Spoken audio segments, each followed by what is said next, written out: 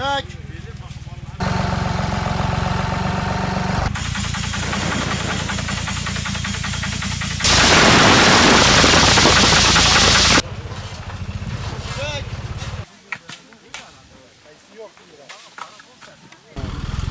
Bir ayarını gel. Ben çok sirkeledim.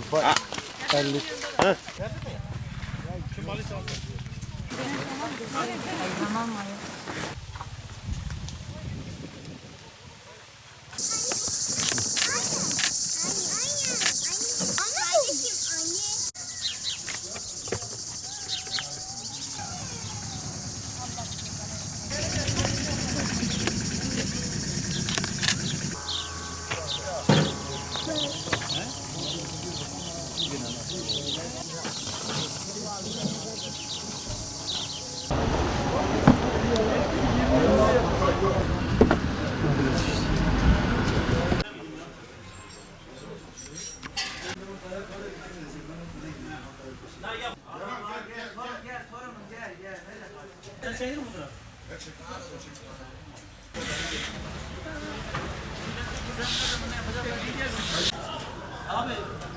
Abi 2 gün çıkmasam ben hala ya. 80'lik mi?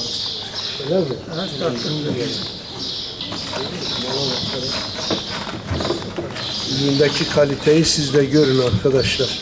Bu yıl özellikle üründe çok yüksek bir kalite var. Bir de seyrek olduğu için. Yani ürün çok kalın. Son yıllarda yaşadığımız en büyük problemlerin başında ilaç kalıntılar geliyor. Özellikle mevsimsel geçişler ve ilkbahar geç donları, bu iklim krizinin yarattığı olumsuz etkilerden dolayı üretici aslında bu hastalıklarla mücadele ederken bir taraftan da aslında sınırsız bir ilaç kullanımına gidiyor. Dolayısıyla bu sınırsız ilaç kullanımı da, kontrolsüz ilaç kullanımı da çok ciddi anlamda ilaç kalıntılarına sebep oluyor. Biz burada özellikle üreticimize her fırsatta ilaç kalıntılarıyla ilgili Tarım İl Müdürlüğümüzün ve Ticaret Borsası işbirliğiyle periyodik toplantılar gerçekleştirdik. Ve bu toplantılarda atılmaması gereken ilaçlar veya zamanlamayla ilgili veya özellikle reçeteyle ilaç atımıyla ilgili de defalarca konuştuk. Tabii bu yıl özellikle pestisit kalıntıları, okra toksinden ilgili maalesef endişeliyiz ve kaygılıyız. Yani bir taraftan yaş kayısıda da aynı krizi yaşıyoruz. Artık kuru kayısıda pestisit kalıntılarıyla beraber okra toksini yaşıyoruz. Okra toksinin en büyük sebebi işte ürünü depolama alanıdır. Lisanslı depolar özellikle bu anlamda natürel üründe okra toksine karşı da mücadelede önemli fiziki bir mücadele alanıdır. Şimdi biz üreticimize de buradan tekrar sesleniyoruz. Bu ilaç kalıntılarıyla ilgili ihracatta çok ciddi bir krizle karşı karşıyayız. Mutlaka bundan sonra ki bu yıl büyük ihtimalle Tarım Bakanlığımız artık ilaçla ilgili, ilaçla mücadelede bu bahsettiğimiz ilaç kalıntılarıyla ilgili mücadelede de artık reçete dönemine geçeceğiz.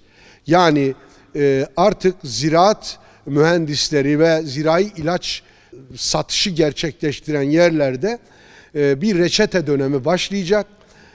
Eğer biz bu ilaç kalıntılarıyla doğru mücadele edemezsek maalesef ihracatta çok büyük sıkıntılar yaşayacağız.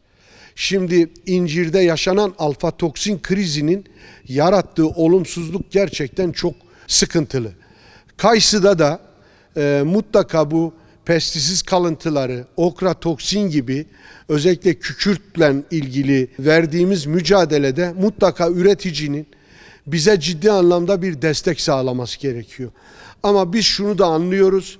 Mutlaka bu iklimsel faktörlerin yarattığı olumsuzlukların, sağanak yağmur geçişlerinin, ilkbahar geç donlarının veya nemin yarattığı bir takım olumsuzluklara karşı mücadele ederken doğru ilacı doğru zamanda ve doğru yerde kullanmak gerekiyor. Ama bu çok kontrolsüz bir şekilde o hastalıklarla mücadele edeyim derken burada yeni bir krize kapı aralıyoruz. Yani bir taraftan bununla mücadele ederken aslında yeni bir büyük kriz yaratıyoruz. Dolayısıyla burada dikkat edilmesi gereken mutlaka üretici doğru zamanda, doğru yerde, doğru miktarda ve doğru ilacı kullanması gerekiyor.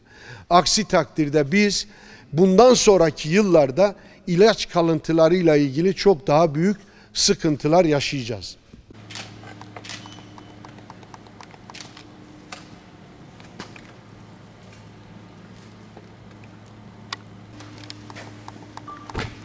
Bu ikisi de vahşi depolama, doğru mu? Evet. Olmaz da. Önce biraz üreticiyi uyarın. Yarıyorsa.